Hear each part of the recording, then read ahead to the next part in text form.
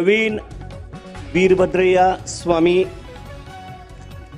पंचायत राज्यातील जवळपास 150 क वर्ग नगरपालिका 146 नगरपंचायत क्षेत्रातील वृक्ष लागवड, दोन्ही बाजूने कच्चे नाला, रस्ता मजबूतीकरण, विहीर अनुदान अशा अनेक MREGS अंतर्गत कामासाठी ULB कोड जनरेट करणं आवश्यक आहे।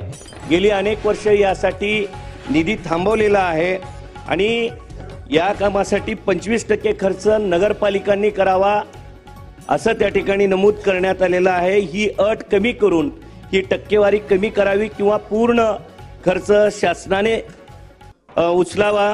मुख्यमंत्री युवा कार्य प्रशिक्षण योजनेचा कार्यकाल संपतो आहे, त्याचं पुढे काय होणार? त्या सर्व प्रशिक्षणार्थी यांना मुदतवाढ दिली जावी, त्यांना कायमस्वरूपी शासकीय सेवेमध्ये सामावून घेता येईल का?